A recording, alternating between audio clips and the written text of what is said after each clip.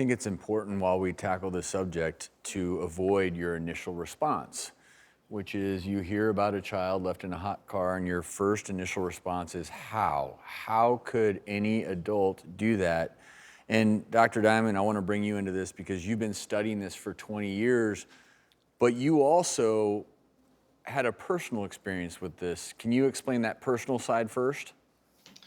Yes, I did. About 10 years ago, my grandchild was in the car as an infant. My wife and I were driving, and when we reached our destination, I exited the car, ready to go to the store, and my wife said to me, "Are you forgetting something?" And I had no idea what she was talking about. And she said, "What about the baby?" And I had completely lost awareness, had completely forgotten that the baby was in the car. And I realized at that moment that had I been driving alone, I could have been one of those statistics of a driver that had forgotten a child in a car and the child could have died. So this is personal for me as well.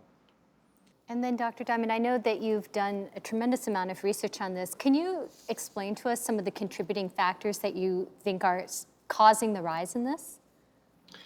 Well, I think it's best to understand this in terms of how we process memory and the brain systems that are involved. That could give us some insight as to how the parents and the drivers lose awareness.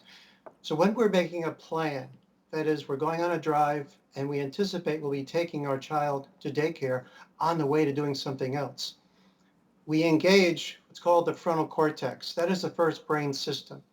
And this enables us to make the plan, to project into the future. So we're strategizing. I'm going to work, but along the way, I'm going to bring my child to daycare. The second brain structure is the hippocampus. This is the brain structure that's essential for memory. And so it's hippocampus that has a job to be able to alert us, to process that information that our child is in the car today. Maybe not on other days. Today, the drive is different. And as we get engaged in that drive, we have another brain system called the basal ganglia. And this enables us to get into an autopilot mode, which we could just drive by habit without thinking about it. And the tragedy here is that as we engage that basal ganglia, it actually interferes with the hippocampus from getting alerted to tell us that we have a child in the car. So what is really tragic is that as the person exits the car, they have lost awareness that the child is in the car. And then further, the brain creates this false memory. It says that if you're exiting the car, your child must be wherever the child should be, in daycare.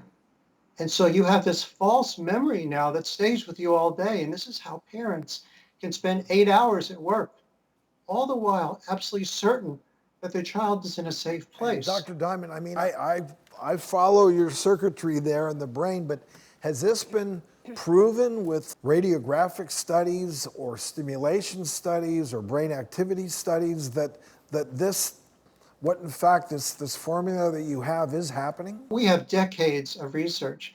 And I want to say people like to call this forgotten baby syndrome as if it is a unique medical syndrome, but it's not.